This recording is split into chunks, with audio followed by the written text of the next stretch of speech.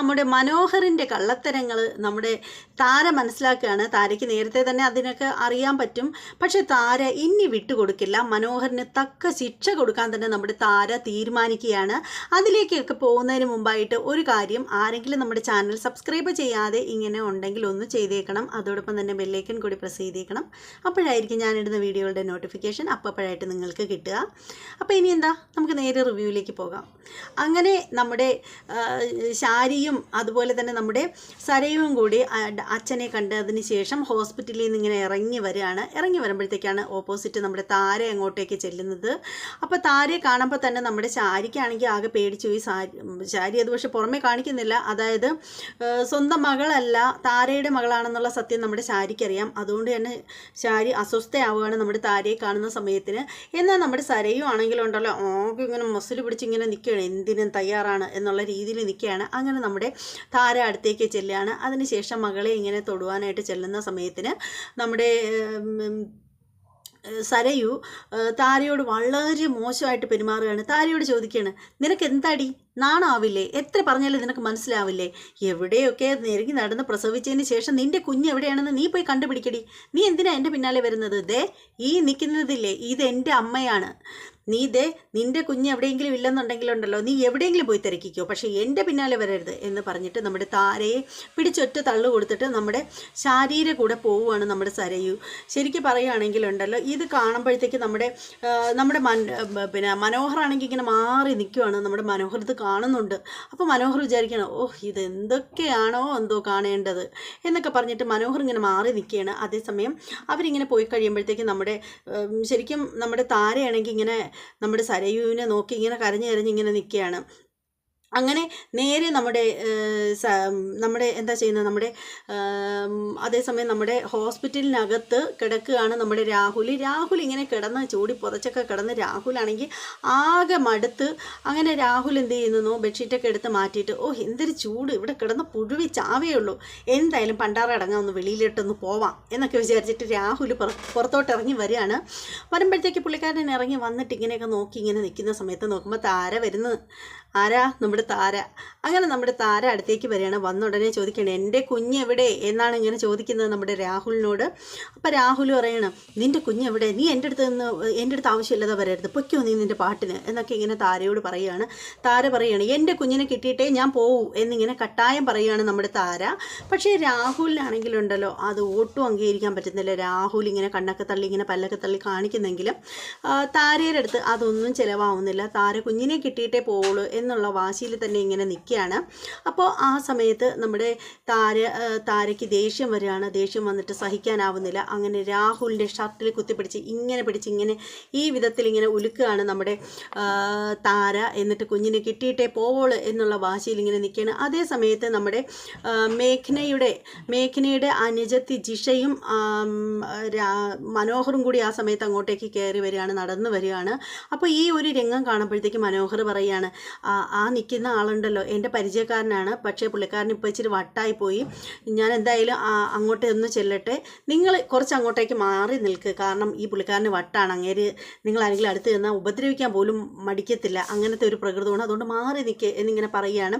അങ്ങനെ നമ്മുടെ ജിഷയുടെ അമ്മയും ജിഷയും കൂടി ഇങ്ങനെ മാറി നിൽക്കുകയാണ്. അപ്പോൾ ആ സമയത്ത് നമ്മുടെ മനോഹർ അങ്ങോട്ടേക്ക് ചെല്ലുകയാണ്. മനോഹർ അങ്ങോട്ട് ചെന്നിട്ട് ചോദിക്കുകയാണ്, എന്താ ഈ നടക്കുന്നത്, നിങ്ങളിങ്ങോട്ട് പിടിവിട് എന്നൊക്കെ പറഞ്ഞിട്ട് ഇങ്ങനെ രാഹുലിനെ പിടിച്ച് ഇരിക്കുന്ന രാഹുലിനെ രക്ഷപ്പെടുത്തുകയാണ് ശരിക്കും പറയുകയാണെങ്കിൽ താരയുടെ കയ്യിൽ നിന്നും.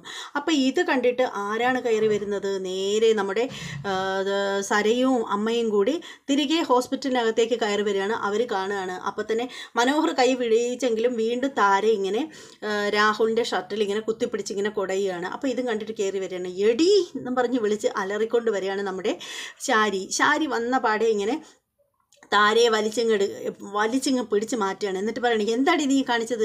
നിന്നോട് പറഞ്ഞിട്ടില്ലേ ഞങ്ങളുടെ പിന്നാലെ വരരുതെന്ന് എന്ന് പറയണം. അപ്പോൾ താര കരയുകയും ചെയ്യുന്നുണ്ട്. താര പറയുന്നുണ്ട്, ഈ നിൽക്കുന്നത് എൻ്റെ മകളാണ്, എൻ്റെ മകളെ എനിക്ക് പിന്നെ ഞാൻ നിങ്ങളുടെ പിന്നാലെ വരില്ല എന്നിങ്ങനെ പറയുകയാണ്. ഇത് കേൾക്കുന്ന നിമിഷത്തിൽ നമ്മുടെ ശരിക്കും പറഞ്ഞാൽ നമ്മുടെ സരയുവിൻ്റെ നിയന്ത്രണം വിടുകയാണ്. സരയു പറയുകയാണ്, നിന്നോട് പലപ്പോഴും പറഞ്ഞിട്ടില്ലേടി ഞങ്ങളുടെ പിന്നാലെ നടക്കരുതെന്ന്. അപ്പം നമ്മുടെ എന്താ പറയുന്നത്, നേരെ നമ്മുടെ നമ്മുടെ രാഹുലിനെ ഇങ്ങനെ പിച്ചയും മാന്തയൊക്കെ ചെയ്യുകയാണ് നമ്മുടെ താര. അതിനുശേഷം പറയുകയാണ്, ഇവൾ എൻ്റെ കുഞ്ഞാണെന്ന് നിങ്ങൾ പറഞ്ഞു കൊടുക്ക് എന്നിങ്ങനെ പറയുകയാണ് നമ്മുടെ താര. പറഞ്ഞുകൊണ്ടേയിരിക്കുന്നു. പക്ഷേ ഇത് കാണുമ്പോഴത്തേക്ക് നമ്മുടെ ശാരിക്ക് ദേഷ്യം വരികയാണ്. ശാരി പിടിച്ച് തള്ളുകയാണ് നമ്മുടെ താരയെ. എന്നിട്ട് പറയുകയാണ്, പോടി, ഇറങ്ങി പോടി എന്നും പറഞ്ഞിട്ട്.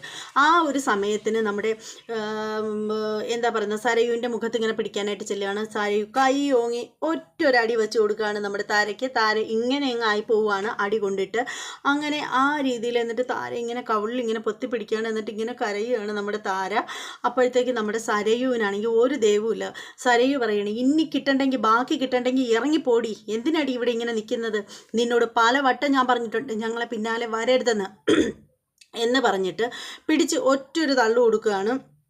അപ്പോഴേ ബാക്കി തള്ളുകളൊക്കെ കൊടുക്കുന്നത് നമ്മുടെ ശാരിയാണ്. ശാരി വലിച്ച് തള്ളി ദൂരേക്ക് മാറ്റുകയാണ് നമ്മുടെ താരയെ. അപ്പോൾ നമ്മുടെ മനോഹർ ഇങ്ങനെ മനസ്സിൽ വിചാരിക്കുകയാണ്, നല്ല കാഴ്ച, ബെസ്റ്റ് മോള് തന്നെ, അമ്മയുടെ ചെകിട് തല്ലിപ്പൊളിച്ചു. ഇവളാണോ ഒരു മോള്? അവളെ ശരിക്കുമുള്ള കാര്യങ്ങളൊക്കെ ഇവളിനി എന്നെ പറ്റിയൊക്കെ അറിയാൻ കിടക്കുന്നതേ ഉള്ളൂ. അപ്പോൾ ഇവൾ എങ്ങനെയായിരിക്കും പ്രതികരിക്കുന്നത് എന്നൊക്കെ മനോഹരൻ ഇങ്ങനെ മനസ്സിൽ മനോഹരമായിട്ട് വിചാരിച്ചുകൊണ്ട് നിൽക്കുകയാണ്. അപ്പോൾ ആ സമയത്തിന് താര എങ്ങ് കരഞ്ഞുകൊണ്ടങ്ങ് ഇറങ്ങി പോവുകയാണ്. അപ്പോൾ ആ സമയത്തിന് നമ്മുടെ മനോഹർ പറയുകയാണ്, അവർക്കെന്തോ വട്ടുണ്ടെന്ന് തോന്നുമോളൂ എന്നിങ്ങനെ പറയുകയാണ്. അപ്പോൾ നമ്മുടെ സരയു പറയണം, വട്ടല്ല, അവൾക്ക് മുഴുത്ത വട്ട, ദേ ഈ അച്ഛനും ഇപ്പോൾ വട്ടാണ്, അതുപോലെ അവൾക്ക് മുഴുത്ത വട്ടാണ് എന്ന് പറയുകയാണ്. അപ്പോൾ അത് കാണുമ്പോഴത്തേക്ക് നമ്മുടെ ശാരിയാണെങ്കിൽ ദഹിപ്പിക്കുന്ന രീതിയിൽ നമ്മുടെ ബഹാസുരനെ നോക്കുകയാണ്. അതിനുശേഷം ശാരി പറയണം, എന്ത് കാണാനാ ഇവിടെ ഇങ്ങനെ നിൽക്കുന്നത്, കയറിപ്പോടോ, അകത്തേക്ക് കയറിപ്പോടോ എന്നിങ്ങനെ പറയുകയാണ്. അപ്പോൾ നമ്മുടെ രാഹുൽ പറയുകയാണ്, നീ എന്തിന് എന്നോട് ദേഷ്യപ്പെടുന്നത് എന്തിനാ, ഞാൻ നിനക്ക് വല്ല ദ്രോഹവും ചെയ്തോ? എടോ, താൻ എൻ്റെ മുന്നിൽ മിണ്ടരുത്, മിണ്ടിയാലുണ്ടല്ലോ തൻ്റെ തല ഒരിക്കൽ തല്ലി പൊട്ടിച്ചതല്ലോ, ഒറ്റ അടിക്ക് തൻ്റെ തല ഇനി 2 കഷ്ണമാക്കും, കയറിപ്പോടോ അകത്ത്, തന്നോട് ആരാടോ പറഞ്ഞത് പുറത്തിറങ്ങി നിൽക്കാൻ, പോടോ എന്നും ഇങ്ങനെ പറയുകയാണ്. അങ്ങനെ നമ്മുടെ ശാരീര ആട്ടും തുപ്പുമൊക്കെ കേട്ടിട്ട് നമ്മുടെ രാഹുൽ അകത്തേക്ക് പോവുകയാണ്. ആ സമയത്തിന് നമ്മുടെ മനോഹർ ചോദിക്കുകയാണ്, ആൻറ്റി എന്തിനാ വെറുതെ അങ്കിളിനോട് എന്തിനാ ഇങ്ങനെയൊക്കെ പെരുമാറുന്നത്, ആൻറ്റി എന്തിനാ, അവരല്ലേ തെറ്റ് ചെയ്തത്? അപ്പോൾ ഉടനെ നമ്മുടെ ശാരി പറയണം, അത് മനുമോനെ, എൻ്റെ മനസ്സിനെ എനിക്ക് നിയന്ത്രിക്കാൻ പറ്റുന്നില്ല, എനിക്ക് നല്ല ടെൻഷനുണ്ട്, അതുകൊണ്ട് പിന്നെ എനിക്ക് അങ്ങേരുടെ അടുത്തല്ലേ അത് കാണിക്കാൻ പറ്റൂ. എനിക്ക് തോന്നുന്നത് ഇവിടെ എല്ലാവർക്കും വട്ടായി പോയി എന്നാണ് എന്നിങ്ങനെ മനോഹർ പറയുകയാണ്. അങ്ങനെ ശാരി അങ്ങ് പോവുകയാണ്. അപ്പോൾ ആ സമയത്തിന് നമ്മുടെ സരയു പറയാണ്, ഇവളോട് പലവട്ടം ഞാൻ പറഞ്ഞിട്ടുണ്ട് മനുവേട്ടാ, ഇങ്ങോട്ട് വരരുതെന്ന്, എത്ര പറഞ്ഞാലും ഇവൾ കേൾക്കില്ല. ഞാനാണ് അവളുടെ അമ്മയെന്ന് പറഞ്ഞാൽ അവൾ നടക്കുന്നത്. സോറി, ഞാൻ അവളുടെ അമ്മയെന്നല്ല, ഞാനാണ് അവളുടെ മകളെന്ന് പറഞ്ഞാണ് അവൾ നടക്കുന്നത്. എനിക്കവളെ കണ്ണേ നേരെ കണ്ടുകൂടാ. ഞാൻ ഇനി എൻ്റെ മുന്നിലേക്ക് അങ്ങനെ വന്നാലുണ്ടല്ലോ, ഞാൻ ചിലപ്പോൾ അവളെ എന്തെങ്കിലുമൊക്കെ ചെയ്തു പോകും എന്നിങ്ങനെ പറയുമ്പോഴത്തേക്ക് മനോഹർ പറയണ, മോളു അങ്ങനൊന്നും പറയല്ലേ മോളു, എന്തെങ്കിലും ചെയ്തു പോയാലേ എനിക്ക് ആരും ഇല്ലാതാവും, അതുകൊണ്ട് മോളു അങ്ങനൊന്നും പറയരുത്, എനിക്ക് മോള് മാത്രമല്ലേ ഉള്ളൂ. എന്തായാലും നമുക്ക് പിറക്കുന്ന കുഞ്ഞിനെയും കൊണ്ട് നമ്മൾ അമേരിക്കയിലേക്ക് പോവില്ലേ, പിന്നെ ഇവളുമാരുടെ ശല്യമൊന്നും നമുക്കുണ്ടാവില്ലല്ലോ. ആദ്യം അങ്കിളിനെ പിടിച്ചപ്പോഴത്തേക്ക് ഞാൻ അതിൻ്റെ ഇടയ്ക്ക് ചെന്ന് കയറി അങ്കിളിനെ രക്ഷപ്പെടുത്താനായിട്ട് നോക്കിയപ്പോൾ അവളെ എന്നെയും ഒന്ന് പിടിച്ച് കുടഞ്ഞതാണ്. അന്നേരം പറയാഞ്ഞത് എന്താ മനുവേട്ടാ, അവളെ ഞാനിന്ന് ശരിയാക്കുമായിരുന്നല്ലോ. വിട്ടേരെ മോളു. അങ്ങനെ നിന്നിട്ട് നമ്മുടെ മനോഹർ പറയാണ്, മോളു, എനിക്ക് ബിസിനസ്സിൻ്റെ ആവശ്യത്തിനായിട്ട് കുറച്ച് പേരെ എനിക്കിവിടെ കാണണം, ഞാൻ അങ്ങോട്ടൊന്ന് പോട്ടെ, പുറത്തേക്കൊന്ന് പോട്ടെ. അപ്പോൾ ഉടനെ സരയു ചോദിക്കണം, അതെന്തിനാ മനുവേട്ടാ, കുറച്ച് മുമ്പല്ലേ മനുവേട്ടൻ ബിസിനസ്സിൻ്റെ ആവശ്യത്തിന് ആളിനെ കാണണമെന്ന് പറഞ്ഞ് ഇപ്പോൾ അങ്ങോട്ട് പോയത്, പിന്നെ ഇനി എന്താ ആവശ്യം? അത് മോളു, അങ്ങനെ പോയപ്പോൾ പോയ സമയത്തിനല്ലേ ഇവിടെ പ്രശ്നങ്ങളൊക്കെ ഉണ്ടായത്, അങ്ങനെ ഞാനിങ്ങ് വന്നു. അതെങ്ങനെ മനുവേട്ടാ, പ്രശ്നം ഇപ്പോഴല്ലേ ഉണ്ടായത്? അത് മോളു അങ്ങനല്ല, ഞാൻ ഇറങ്ങിയതാണ് പോകാനായിട്ട്, അപ്പോഴത്തേക്കാണ് എൻ്റെ ഒരു ഫ്രണ്ടിനെ ഇവിടെ പിന്നെ ആക്സിഡൻ്റായിട്ട് കൊണ്ടുവന്നത്, അങ്ങനെ പുള്ളിക്കാരൻ്റെ അടുത്തേക്ക് ഞാൻ പോയതാണ്. എങ്കിൽ പിന്നെ ബാ മനുവേട്ടാ, നമുക്ക് 2 പേർക്കും കൂടി പോയി ആ പുള്ളിയെ കാണാം. വേണ്ട മോളു, ഞാൻ പോയി കണ്ടു, മോളു കാണേണ്ട ആവശ്യമൊന്നുമില്ല. എങ്കിൽ പിന്നെ മനുവേട്ടൻ പുറത്തേക്ക് പോവുകയാണെങ്കിൽ ഞാനും കൂടി വരാം. ഈ വീട്ടിൽ ഈ ഹോസ്പിറ്റലിൽ വട്ട് പിടിച്ച 2 എണ്ണത്തിൻ്റെ, അതായത് അച്ഛനെയും അമ്മയാണ്, അവരുടെയൊക്കെ മുഖവും കണ്ടുകൊണ്ടിരുന്നാൽ എനിക്ക് കൂടുതൽ വട്ടളവും എൻ്റെ മനസ്സമാധാനം മുഴുവനും പോവും. നമുക്ക് 2 പേർക്കും ഒരുമിച്ച് പുറത്തേക്ക് പോവാൻ മനുവേട്ടാ. അത് വേണ്ട മോളു, അത് ശരിയാവില്ല. അതെന്താ ശരിയാവാത്തത്? അത് മോളു, ഞാൻ പോകുന്നത് ബിസിനസ് ആവശ്യത്തിനല്ലേ, അപ്പോൾ മോള് വരുന്നത് ശരിയല്ല. 2 കൊറിയക്കാരന്മാർ വരുമെന്ന് പറഞ്ഞിരിക്കുകയാണ്, അവന്മാർ വരാൻ സമയമായി, മോൾ അകത്തേക്ക് വയ്ക്കോ, പുറത്തേക്കൊന്നും ഇറങ്ങണ്ട കേട്ടോ, ഞാനിപ്പം വരാം എന്ന് പറഞ്ഞിട്ട് മനോഹർ പോവുകയാണ്. അങ്ങനെ നമ്മുടെ മണ്ടിയായ സരയു അതും വിശ്വസിച്ച് അകത്തേക്ക് പോവുകയാണ്. ആ സമയത്തിനാണ് നോക്കുമ്പോൾ മറ്റൊരു സ്ഥലത്ത് മാറ്റി നിൽക്കുകയാണ് നമ്മുടെ ജിഷയും അമ്മയും. അപ്പോൾ അങ്ങോട്ടേക്ക് ചെല്ലുകയാണ് മനോഹർ. എന്നിട്ട് പറയണ ആ മാറി നിന്ന് മുഷിഞ്ഞോ എന്നിങ്ങനെ ചോദിക്കുകയാണ്. അപ്പോൾ നമ്മുടെ ജിഷ ചോദിക്കുകയാണ്, എന്താ റോണിയേട്ടൻ എന്തിനാ ആവശ്യമില്ലാത്ത പ്രശ്നങ്ങളിലൊക്കെ ഇടപെടാൻ പോകുന്നത്? അത് മോളു, ഇത് എൻ്റെ ഇവിടുത്തെ ഒരു ബ്രാഞ്ചിൽ കൊച്ചിയിൽ എനിക്കൊരു ബ്രാഞ്ചുണ്ട്. അപ്പോൾ അതൊരു കൺസ്ട്രക്ഷൻ കമ്പനിയാണ്. അപ്പോൾ ആ പുള്ളിക്കാരനായിരുന്നു ഞാൻ ആ വർക്കുകൾ മുഴുവനും ഏൽപ്പിച്ചിരുന്നത്. പക്ഷേ പുള്ളി ഭയങ്കര ഒരു തിരിമറി കാണിച്ചു. അങ്ങനെ തിരിമറി കാണിച്ചപ്പോൾ എനിക്ക് അയാളെ ഒന്ന് കൈവയ്ക്കേണ്ടി വന്നു. പിന്നെ അതിനെ ചൊല്ലി അയാൾ മാനസാന്തരപ്പെട്ട് പിന്നെ അതിലയാൾക്കങ്ങ് വട്ടായി തീർന്നു. അതുകൊണ്ടാണ് അയാൾ ഹോസ്പിറ്റലിൽ വന്നത്. അപ്പോൾ പിന്നെ അത് അയാളെ കണ്ട സ്ഥിതിക്ക് ആ ഒരു പ്രശ്നത്തിൽ സോൾവ് ചെയ്യേണ്ടി വന്നു. ആ പ്രശ്നത്തിൽ സോൾവ് ചെയ്യേണ്ടി വന്നു എന്ന് പറഞ്ഞല്ലോ. എന്ത് പ്രശ്നമായിരുന്നു? ആ സ്ത്രീ ഏതാ? അയാളുടെ ഷർട്ടിലൊക്കെ കുത്തിപ്പിടിക്കുന്ന കണ്ടല്ലോ. അതേ മോളൂ, അയാളുടെ രണ്ടാം ഭാര്യയാണ്. രണ്ടാം ഭാര്യയ്ക്ക് ഇപ്പോൾ അയാൾ ചിലവിനൊന്നും കൊടുക്കുന്നില്ല. ഇപ്പോൾ ഭ്രാന്തായിട്ട് കിടക്കുകയില്ലേ, അതുകൊണ്ട് വന്നിട്ട് അയാളോട് ദേഷ്യം കാണിച്ചതാണ് എന്നിങ്ങനെ പറയുകയാണ്. അതിനുശേഷം പറയണേ, അയാൾക്ക് മാത്രമല്ല മോളൂ, അയാൾക്കൊരു മോളുണ്ട്, സരയുന്നോ മറ്റോ ആണ് ആ പെണ്ണിൻ്റെ പേര്. ആ പെണ്ണിനും അതുപോലെ വട്ടാണ്. ആ പെണ്ണിൻ്റെ ഒരു കുഴപ്പമെന്ന് വെച്ചാലേ, ആ പെണ്ണ് ആരെ കണ്ടാലും ആ പെണ്ണിൻ്റെ വിചാരം ആ പെണ്ണിൻ്റെ ഭർത്താവാണെന്ന്. പണ്ടൊരുത്തൻ അവളെ തേച്ചിട്ട് പോയതാണ്. അതിനുശേഷം അവൾക്ക് ആരെ കണ്ടാലും അയാളാണെന്ന് തോന്നും. അവളെ തേച്ചിട്ട് പോയവൻ്റെ പേര് മനോഹരനെന്നോ എന്തോ ആണ്. അതുകൊണ്ട് ആരെ കണ്ടാലും അവൾക്ക് ചെറുപ്പക്കാരന്മാരായ ആണുങ്ങളെ കണ്ടു കഴിഞ്ഞാൽ മനോഹരൻ്റെ ഓർമ്മയാണ്. ചെന്നിട്ട് എൻ്റെ മനോഹരേട്ടാന്ന് പറഞ്ഞ് ചെന്നങ്ങ് കെട്ടിപ്പിടിക്കും. അയ്യോ, അങ്ങനെയുള്ളവരടുത്താണെങ്കിൽ റോണിയേട്ടൻ പോകണ്ട, റോണിയേട്ടൻ നമുക്ക് പോവാം. അസുഖമല്ലേ മോളെ, അത് ഒന്നാമതൊരു ചെറുപ്പക്കാരി പെണ്ണല്ലേ, പോരെങ്കിൽ അത് രോഗമല്ലേ, രോഗം ആരുടെയും കുറ്റമല്ലല്ലോ. അതുകൊണ്ട് പിന്നീടേ ഈ ചെറുപ്പക്കാരികളായ സ്ത്രീകളെയൊന്നും അവൾക്ക് കാണുന്നതേ ഇഷ്ടമല്ല. അവൾ ഉപദ്രവിക്കും മോളൂ. അതുകൊണ്ട് മോളു അമ്മയും കൂട്ടി പൊയ്ക്കോ, ഞാൻ കുറച്ച് കഴിഞ്ഞിട്ട് വരാമെന്ന് പറയുകയാണ്. അങ്ങനെ നമ്മുടെ ജിഷയെയും അമ്മയെയും വല്ല ജാതി എങ്ങനെയെങ്കിലുമൊക്കെ പറഞ്ഞ് നമ്മുടെ മനോഹരൻ അങ്ങ് വിട്ടിരിക്കുകയാണ്. അങ്ങനെ അവർ പോയി കഴിയുമ്പോഴത്തേക്ക് തിരിഞ്ഞു നോക്കുമ്പോഴാരാ പിന്നിൽ നമ്മുടെ താര ഇങ്ങനെ നിൽക്കുകയാണ്. താര ഇങ്ങനെ മനോഹറിനെ ദേഷ്യപ്പെട്ടിങ്ങനെ നോക്കി ഇങ്ങനെ നിൽക്കുകയാണ്, ദഹിപ്പിക്കുന്ന രീതിയിൽ ഇങ്ങനെ നോക്കി നിൽക്കുകയാണ്. അങ്ങനെ നമ്മുടെ മനോഹർ ഇങ്ങനെ താരയെ നോക്കിയിട്ട് എന്നിങ്ങനെ ചോദിക്കുകയാണ്. അപ്പോൾ താര അടുത്തേക്ക് വരികയാണ്. എന്നിട്ട് മനോഹറിൻ്റെ ഷർട്ടിൽ ഇങ്ങനെ കുത്തിപ്പിടിക്കുകയാണ്. ഇന്ന് മൊത്തം ഷർട്ടിൽ കുത്തിപ്പിടിക്കുന്ന സീനാണെന്ന് തോന്നുന്നു. അങ്ങനെ കുത്തിപ്പിടിച്ചിട്ട് താര ഇങ്ങനെ കുടയാണ് മനോഹറിനോട്. അപ്പോൾ മനോഹർ ഇങ്ങനെ കൈ ഇങ്ങനെ തട്ടി അങ്ങ് എറിയുകയാണ്. അപ്പോൾ നമ്മുടെ താര പറയണ്, നിന്നെ ശരിയാക്കോടാ, നിന്നെ ഞാൻ കൊല്ലോടാ എന്നൊക്കെയുള്ള രീതിയിൽ ഇങ്ങനെ സംസാരിക്കുകയാണ്. എന്നിട്ട് പറയണ, എൻ്റെ മോളുടെ ജീവിതം നീ നശിപ്പിക്കോ എന്നൊക്കെ ഇങ്ങനെ ചോദിക്കുകയാണ് മനോഹറിനോട്. അപ്പോൾ മനോഹരാണ് തിരിച്ചിങ്ങനെ പറയുന്നത്, നീ എന്താ പറഞ്ഞത്? നിൻ്റെ മോളുടെ ജീവിതം ഞാൻ നശിപ്പിക്കുമെന്നേ? അതേ, നശിപ്പിക്കും. അതിനെന്താ, നിനക്ക് എന്തെങ്കിലും ചെയ്യാൻ പറ്റുമെങ്കിൽ നീ പോയി ചെയ്യ് എന്നൊക്കെ പറഞ്ഞിട്ട് മനോഹർ വെല്ലുവിളിക്കുകയാണ്. അങ്ങനെ അതിനുശേഷം മനോഹർ പറയാണ്, ഇപ്പം മോളുടെ കയ്യിൽ നിന്ന് കിട്ടിയില്ലേ, ഇനി നീ തുരുതുരാ മേടിക്കും മോളുടെ കയ്യിൽ നിന്ന്.